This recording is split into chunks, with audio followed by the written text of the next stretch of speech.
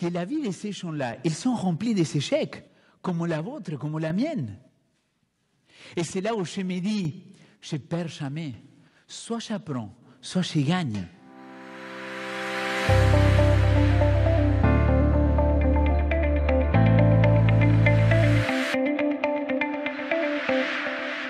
Est-ce que vous êtes plutôt échec dans votre vie ou plutôt succès?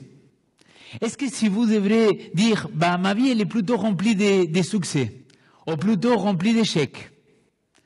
Peut-être ça serait un peu difficile de répondre à cette question, mais la question qu'on pourrait se poser, que je pourrais vous poser, est-ce que vous avez déjà connu l'échec dans votre vie? Oui, ne me mentez pas les gars, tout le monde il a connu l'échec. Par contre, est-ce que vous avez connu le succès? Oui, tout le monde, même pour passer la maternelle. Tout le monde, il a eu des échecs et des succès. Mais peut-être, ce qu'il faudrait comprendre, c'est que, en réalité, c'est pas que notre vie, elle est remplie de l'un ou de l'autre. En réalité, peut-être notre vie, elle est composée des deux. Et moi, je suis quelqu'un de convaincu que dans la vie, on n'a pas de succès sans l'échec. Mais vous savez quel est le problème? Le problème, c'est qu'ils nous ont fait croire, quelque part, que l'échec, il est quelque chose de très mauvais. Qu'il faut à tout prix éviter l'échec. Qu'il ne faut surtout pas être 12e, 3e ou 4e. Il faut être le premier, pas le 12e. Et vous avez vu, généralement, on se rappelle toujours qui a l'heure et pas l'argent. Mais par contre, entre le bronze et la 4e place, là, il y a quelque chose d'important. Pourquoi la 12e place, il est moins important que la 3e? Parce qu'ils nous sont habitués, quelque part, que l'échec, il ne doit pas faire partie de notre succès. Mais j'aime beaucoup la phrase du prix Nobel de la paix. Nelson Mandela, il a dit, je ne perds jamais. Soit je gagne, soit j'apprends. Elle est géniale la phrase, n'est-ce pas? C'est-à-dire, écoute, quelque part dans notre vie, peut-être notre rapport avec l'échec, ça passe par là. Par savoir si moi, chaque fois que je n'arrive pas à quelque chose dans ma vie, je suis en train de me dire, je suis un loser, je suis un perdant, je n'arrive à rien. Ou plutôt me dire, ah non, je suis en train d'apprendre quelque chose. Vous savez, ce monsieur-là, il a passé 27 ans en prison. 27 ans et de manière très injuste. Et quand il est sorti, il est devenu le président de l'Afrique du Sud. C'est génial ça. Je me dis, voilà un exemple de résilience, quelqu'un qui a compris que l'échec, il peut m'amener à avoir le succès dans ma vie. J'avais un pote à moi qui n'avait jamais eu de copine. Et il avait 23, 24 ans. Mais même pas une petite copine dans le collège ni dans le lycée. Je lui ai dit, mais qu'est-ce qui se passe, quoi? Et lui, il avait tellement peur de se lancer et que la fille de l'autre côté, il lui dise non, qu'il n'a jamais osé. Il n'a jamais fait le pas. Et je lui disais, mais mon ami, dans la vie, c'est comme ça. Parfois, on se prend des claques. Et parfois, la fille qu'on aime mon temps, il va nous dire non. Et alors? On apprend. Et c'est pour ça que j'aime beaucoup cette phrase. Je ne perds jamais. Soit je gagne, soit j'apprends. Vous voyez comment ça peut changer la perspective de se dire, OK, peut-être aujourd'hui, la situation ne m'est pas favorable. Mais je suis convaincu de quelque chose, que je vais apprendre quelque chose de ce qui est en train de se passer dans ma vie. Peu importe si tu es un enfant, si tu es grand, si tu es adulte. La preuve la plus claire, vous la voulez? Dites-moi, oui, Léo, on l'a vu. Oh là là. Ah non, mais vous êtes endormis, les gars.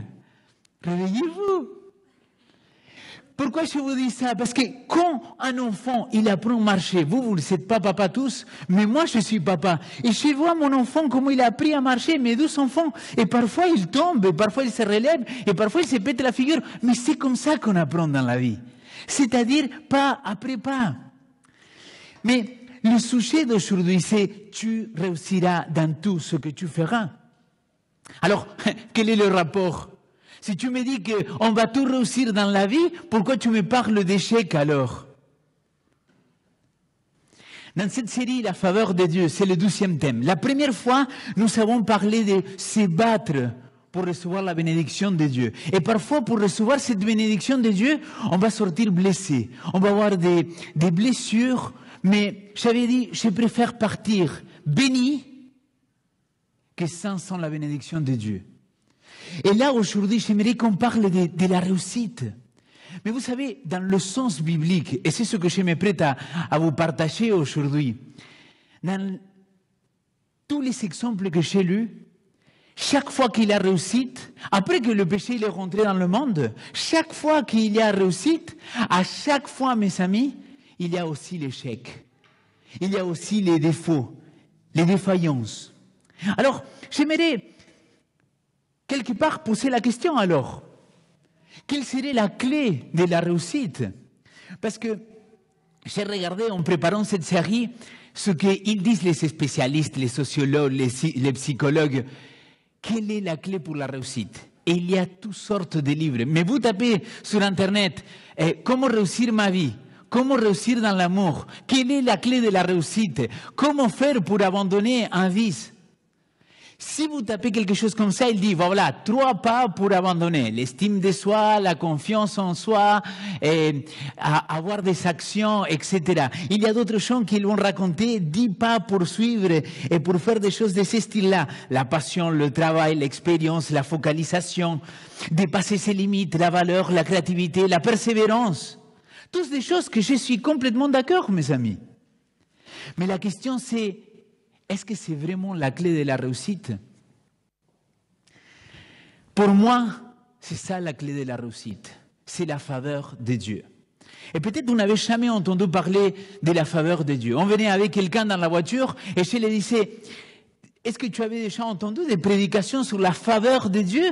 Non, parce que notre ami me disait, le mot faveur en français, il peut être aussi une connotation négative. Oui, sauf que là, je parle de quelqu'un, un être suprême, appelle-le comme tu veux, que cet être suprême, il va t'accorder sa faveur, qu'il va te rendre service. Et moi, je crois à ça. C'est pour ça que je me suis dit, alors, ce que je vais chercher, ça va être exactement ça. La clé de la réussite, pour moi, c'est avoir la faveur de Dieu.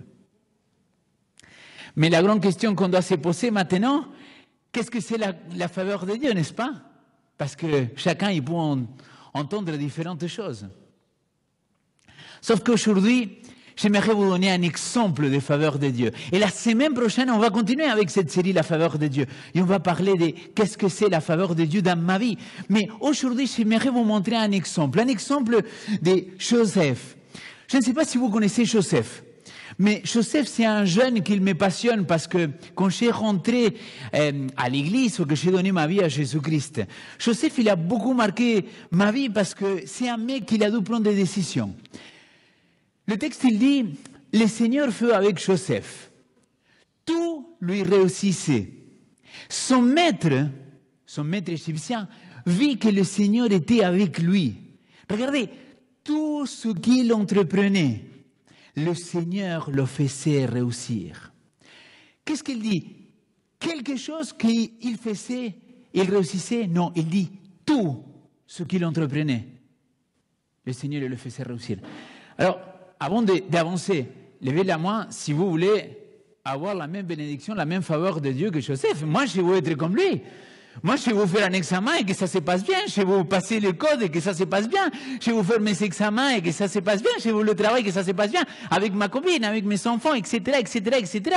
Je veux cette réussite-là. Mais comment faire pour l'avoir? Permettez-moi de vous dire qui était Joseph. Joseph, il est un des derniers enfants de Jacob. Vous vous rappelez, la semaine dernière, on a parlé de Jacob. C'est Jacob-là qui a dit à Dieu, je ne te laisse pas partir si tu ne me bénis pas. Ce Joseph-là, il était un peu le préféré des papas. Du coup, jusqu'à 17 ans, il a grandi comme s'il était le prince de la maison. C'était une grande fratrie, il était 12, 13, avec son petit frère Benjamin. Et du coup, lui, il va faire plein de choses. Ce Joseph-là, il est détesté par ses frères. Ses frères, ils vont le vendre en Égypte. Ils vont le vendre et il va passer, dans une seule journée, mes amis, pendant 17 ans d'être le préféré des papas, d'avoir tout ce qu'il voulait, à de devenir un esclave qu'il n'a même plus de liberté, qu'il n'a même plus rien dans sa vie. C'est Joseph-là, il se trouve en esclavage dans la maison d'un maître égyptien qui s'appelle Potiphar. Et la Bible, il dit que Dieu fut avec Joseph. Et ça, c'est la première chose, parce que ça reprend la notion de la semaine dernière. J'ai dit, il faut se battre pour être face à face avec Dieu, pour que Dieu, il lutte avec moi et pas contre moi. Et j'avais dit, c'est le plus important pour moi en tant que croyant. Sinon, quelle est la différence entre moi et quelqu'un qui ne croit pas? Il n'y a pas. Et c'est pour ça que moi, je me suis dit, je vais me battre pour avoir cette bénédiction. Et Joseph, il va rester fidèle à Dieu. Il va s'engager. Et le texte, il dit, il va réussir tout ce qu'il va faire. Et peut-être vous lisez le texte et vous me dites, mais Léo, là, il est où le mot, la palabra, j'allais dire en espagnol. Il est où le mot faveur? C'est pour ça que je me suis dit, je ne me suis pas tapé les Grecs et les Hébreux pour rien faire, quoi. Il m'a servi à quelque chose quand même. Pas simplement à me faire souffrir et me laisser des blessures. Sinon, c'était une bénédiction quand même. Regardez, je vais vous montrer un peu ces mots-là réussis. Vous voyez, on était là, on va faire un zoom sur le mot réussi. Qu'est-ce que c'est réussir dans la Bible? C'est un mot en hébreu que, peu importe comment il se prononce, talash ou talach, peu importe, mais qu'il est généralement traduit par prospérer, prospérité, réussir, réussite, succès, être vainqueur, accomplir, entreprise, pardon. Vous voyez que le mot, il parle de cette réussite dans la vie. Et vous allez voir que ces mots-là, il apparaît 63 fois. Et là, j'aimerais vous lire 63 versets bibliques. Vous êtes prêts? Non, c'est pas vrai. Je ne vais pas vous lire 63 versets bibliques. Moi-même, je ne les ai pas lus. Non, je les ai lus. Même pour que vous sachiez, je les ai lus pour vous expliquer. Alors, regardez, je vais vous donner quelques exemples. D'accord? Là, j'ai mis les textes. Si vous voulez, je pourrais vous partager tous ces infos. Il y a Josué, il y a Néhémie, David à Salomon, Zacharie, il y a Isaïe. Tous ces gens-là, la Bible nous ont dit qu'ils ont connu la prospérité, qu'ils ont connu le succès, qu'ils ont connu la faveur de Dieu. Cependant, peut-être vous ne les connaissez pas, ces personnages-là, mais pour ceux qui les connaissent, vous savez tant bien que moi, et j'invite à aller les découvrir, que la vie de ces gens-là, ils sont remplis des échecs, comme la vôtre, comme la mienne. Et c'est là où je me dis, je ne perds jamais. Soit j'apprends, soit je gagne. Regardez un des textes, je vais vous montrer. Sois fort et courageux. Efforce-toi d'obéir à toute la loi que mon serviteur Moïse t'a donnée. Ne t'éloigne jamais de cette loi. Alors, tu réussiras dans tout ce que tu feras. Voici le contexte de le titre de ce message. Tu réussiras dans tout ce que tu feras. Et là, maintenant, vous pouvez vous positionner.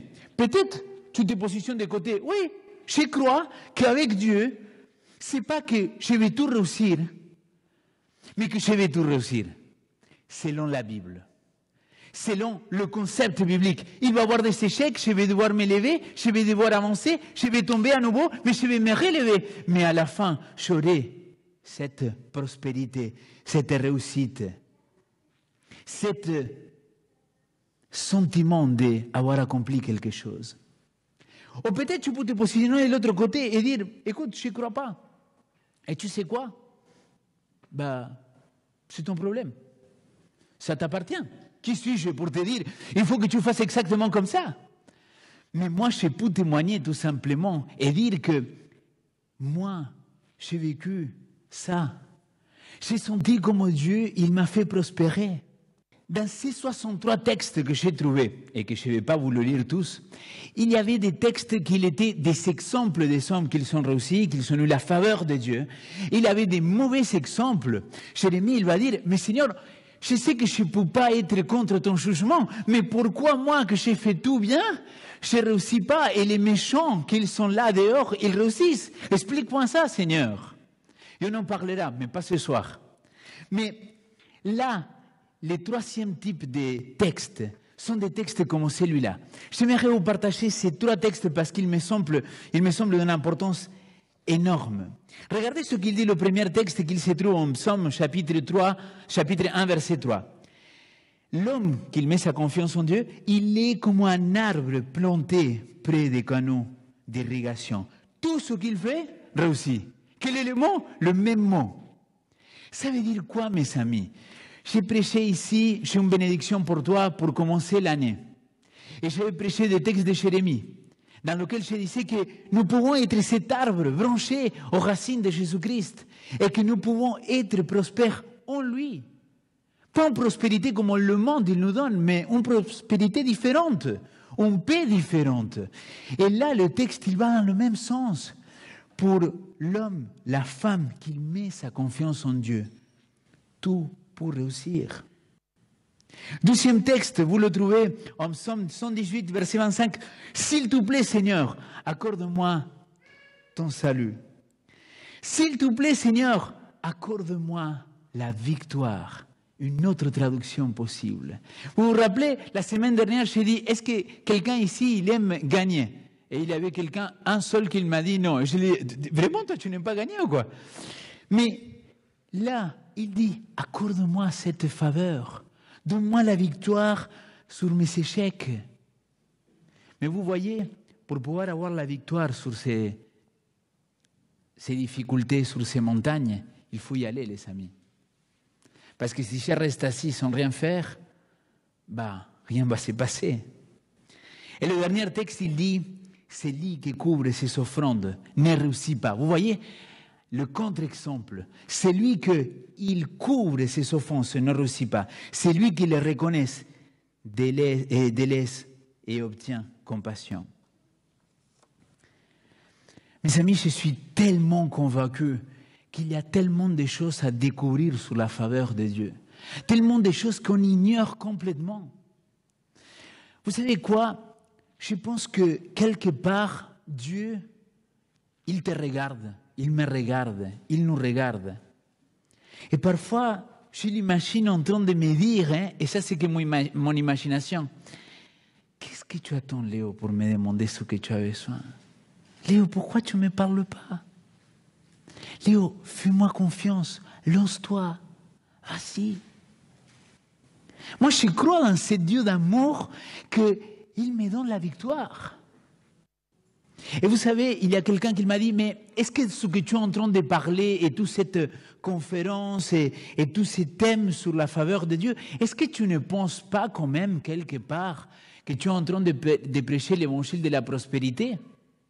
Je lui ai dit, écoute, je ne sais pas si tu connais vraiment qu'est-ce que c'est l'évangile de la prospérité, mais qui t'a dit que le chrétien, que le croyant, il doit être pauvre, misérable? Tout sur ça. Ah, regarde Jésus-Christ, il est né dans un étable. What? Jésus, il est né dans un étable parce qu'il n'avait plus de place, pas parce qu'il n'avait pas d'argent. Sinon, relisez les textes bibliques. Et pardonnez-moi de vous dire, quand les rois mages ils sont venus les offrir tous les cadeaux, il avait des sous jusqu'à la fin de sa retraite, Jésus-Christ. Et vous me dites, mais c'est n'importe quoi. Et la tunique qu'il avait, vous avez vu ce qui va se passer dans la croix? Ils vont jeter à sort pour savoir qui pouvait la récupérer. Ça veut dire quoi? S'il ne croyait pas qu'il était le Fils de Dieu, c'est lui qui l'était peint sur le bois. Ça veut dire que la tunique, il avait de la valeur. On nous a fait croire que la réussite, ce n'est pas pour le croyant. Mais moi, je suis convaincu que la réussite, ça fait partie de notre vie, comme l'échec aussi. Et notre vie, elle est composée d'échecs et de réussites. Je vais finir avec ça. Le texte, il nous disait, en Genèse chapitre 39, que Dieu était avec Joseph. Et tout réussissait. Et son maître, il a été béni. Un maître égyptien qui n'avait rien à voir avec Dieu, il va être béni grâce à Joseph. Ça m'intéresse. Vous savez pourquoi? Parce que ça me donne la preuve que tout ce que j'ai fait dans ma vie, quand je mets le Seigneur, quand je me bats pour lutter avec lui et pas contre lui, tout ce que je vais faire, je vais le réussir. Peut-être pas comme l'homme, il pense qu'il doit réussir, mais comme le Seigneur, il y a cette sagesse de nous guider. Il y a plusieurs années, et d'ailleurs je l'ai noté quelque part parce que je me suis dit, tiens, ça c'est intéressant, je ne me rappelle même pas. C'était un jeudi 14 décembre 2016. Jeudi 14 décembre 2016. J'ai arrivé dans un avion de l'Argentine, de Buenos Aires, à Madrid. Dans ma poche, j'avais deux options. Soit j'allais à Saragossa, ou entre pareil, c'était là où il habitait un pote de mon papa, soit j'allais à Paris chez mon oncle, le petit frère de mon papa. Deux options. Soit j'allais à Saragossa ou quelque part à Madrid, soit j'allais à Paris. Dans ma poche, pour 3 mois, et ça, le Seigneur, il est mon témoin, j'avais 300 €. 300 € pour survivre pendant 3 mois. 300 € que je m'avais endetté avec toute ma famille pour pouvoir avoir ces 300 €. Je voulais faire une expérience, je voulais venir pendant un été de l'Argentine. Le grand problème, c'était que si vous étiez à ma place, vous auriez choisi quoi? Un ami de mon papa ou mon oncle, le petit frère de mon papa? L'oncle, n'est-ce pas? Sauf que toutes les nouvelles qu'il nous avait arrivées de l'oncle pendant le dernier semestre de 2006, c'était que l'oncle, il habitait dans un sous-sol, dans une cave, que ça ne se passait pas bien, qu'il n'avait pas de sous, qu'il n'arrivait pas à trouver de travail, que c'était très compliqué. Et moi, les amis, j'ai descendu de cet avion et mais vraiment, j'ai marché par la foi, là. J'aimerais retrouver cet homme avec cette foi, mais c'était plus immature cette fois aussi. Et j'ai dit, tu sais quoi, Seigneur? Je suis comme Joseph. Vas-y, Seigneur, aide-moi. Je vais choisir de te suivre. Je vais être soit chaud, soit froid, mais pas tiède. Donc, je vais être avec toi. Je vais prier, Seigneur. Et si mon oncle, il me répond, je vais chez mon oncle. Et sinon, je vais à Saragossa ou je ne sais pas où. Donc, du coup, je téléphone à mon oncle et mon oncle me dit, oui, viens, Léo. Mais bien sûr, mon oncle voulait me voir. Il était tout seul à Paris avec sa femme. Mais le grand problème, c'était le travail. De l'autre côté, j'ai dit, j'ai 300 €, je ne peux pas dépenser 100 € dans un billet. J'ai dit, ok, Seigneur, si tu me trouves un billet moins cher de 50 € pour aller à Paris, je vais à Paris. Devinez ce que j'ai fait? J'ai commencé à chercher, je tombe sur un autobus, il me demande 20 € parce que j'avais moins de je ne sais pas combien d'âge. Amen! J'entreprends le voyage à Paris. Donc, j'arrive à Paris, je vous ai dit, j'arrivais un jeudi, j'arrive un vendredi. J'ai passé 24 heures sur le bus. J'arrive à Paris et mon oncle vient me chercher. Et effectivement, il habitait dans un seul sol, dans une cave tout pourri, tout moche. Et il habitait dans un studio de, je ne sais pas, 20 mètres carrés, et lui, sa femme. Et j'ai dit, et ma chambre? Il me dit, quelle chambre, Léo? C'est là que tu vas dormir, à côté de nous. Et j'ai dit, ça, c'est présente sympa. Et là, il arrive un garçon qui habitait en face, évidemment, il ne parlait pas français parce qu'il était bolivien, et il débarque chez moi. Et me dit, bienvenue l'Argentin, comment vas-tu, gaucho? Parce qu'on dit comme ça. Et donc, on commence à discuter, on commence à parler. Et du coup, ce gars-là, il me dit, alors, il faut que tu t'accroches, hein, parce qu'il y a des gens ici que pendant 6 mois, 1 an, ils ne retrouvent pas de travail. Et si vous n'êtes pas des immigrants, vous ne savez pas de quoi je parle. Mais pour quelqu'un d'immigrant, ce que j'ai dit, ça parle 100%, les amis. Quelqu'un qui vient de débarquer dans une ville, qui ne connaît personne, qui ne connaît pas la langue, il n'a pas de contact, c'est très compliqué de trouver du travail. Le gars, il me dit, 3 à 6 mois, c'est sûr que tu ne vas pas trouver de travail. Et j'ai dit, j'ai 300 €, mon oncle, il n'a pas à manger. Là, on fait comment? Je pense que j'ai fait le mauvais choix. Ce n'est pas ça ce que j'ai dit. Dans l'intérieur de moi, et je reconnais qu'il y avait une sorte de folie de la foi à cette époque dans ma vie, parce que j'étais peut-être immature, mais j'ai dit, mon œil, quoi. ils ne savent pas que moi, je suis un enfant de Dieu. Et là où je vais, je bénis tout le monde. Et je me la pétais comme ça. Désolé, peut-être aujourd'hui, je ne fais pas pareil. Mais j'avais tellement la conviction, mes amis, mais tellement convaincu que là où j'étais, il avait la bénédiction. Parce que dans l'histoire de Joseph, qui m'a toujours marqué, il arrive en Égypte et la maison de Potiphar était bénie à cause de Joseph. Et j'aimerais vous dire, la maison de mon oncle, il était bénie à cause de Léo. Et sans prétention, parce que gloire à Dieu et alléluia. Parce que ce vendredi-là, matin, mon oncle reçoit un coup de téléphone pour dire, écoute, on a besoin que tu remodèles toute une sorte de studio à Paris, au 7e étage. Est-ce que tu es disponible? Mon oncle, il dit oui, bien sûr. Mais le problème, c'est que vous avez besoin d'être deux. Est-ce que tu as quelqu'un? Amen. J'étais là. Et les amis, j'ai commencé à travailler à Paris. J'arrivais un vendredi et lundi, j'étais déjà au travail. Et depuis ce jour-là, j'ai jamais de ma vie arrêté. Les amis, 6 mois après, je n'avais pas de papiers, j'avais connu Karen, je lui ai demandé, je savais qu'elle était la femme de ma vie, je lui ai dit, écoute, est-ce que tu veux m'épouser? Elle m'a dit, bien sûr, tu es le plus beau gosse du monde. Non, ça c'est ma version à moi, il fallait demander sa version à elle. Et donc, du coup, je lui ai dit, chérie, mais comment on va faire pour se marier? Parce qu'il faut retourner en Argentine, il faut payer le billet, il faut faire ceci, t'inquiète pas, je vais demander un prêt étudiant. Il a demandé le prêt étudiant, on l'a dit, on peut vous prêter 1500 €. Avec 1500 €, on ne payait même pas le billet d'une seule personne. Moi, dans ma banque, qui m'avait ouvert mon compte sans avoir de papier, mes amis, j'ai dit, tu sais quoi, chérie, on va là-bas dans ma banque. On va demander, tu vas voir, ils vont nous donner les crédits, si c'est la volonté de Dieu, il est avec nous. Tout ce que tu feras, tu vas réussir. Je demande à ma conseillère, je dis, écoutez, voilà, c'est ça ma situation. Je suis chrétien, et c'était comme ça, hein. Je dis, écoutez, moi je suis chrétien, je crois dans le mariage, je vais épouser ma femme qui est ici à côté. Le truc c'est qu'on doit aller en Argentine, je lui ai raconté ma vie à la conseillère, je lui ai raconté ma vie. Et je lui ai dit, écoute, on a besoin d'argent, vous savez combien de besoin d'argent? Je ne me rappelle pas, on avait demandé 8 000, 10 000 €, un truc énorme. Mais laissez-moi voir, s'il vous plaît. C'était l'année 2007, hein. Et ça, je ne mens pas, Karen, il peut vous le raconter. Karen me dit, mais chérie, c'est impossible, tu n'as pas de fiche de paye, moi je suis étudiante, c'est impossible. Pour celui qui est avec Dieu, tout est possible. Amen. Non, non, et donc, du coup, il y avait la conseillère qui nous rappelle, il dit, venez s'il vous plaît.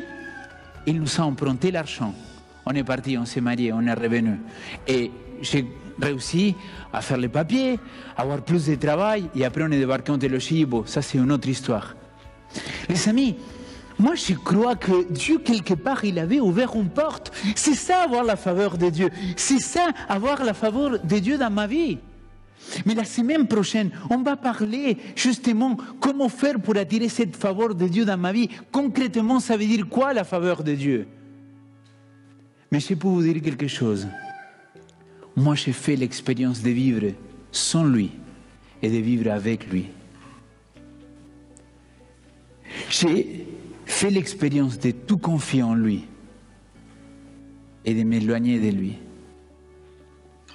Aujourd'hui, je sais que plus jamais je vais le quitter. Je veux que lui, il soit le centre de ma vie.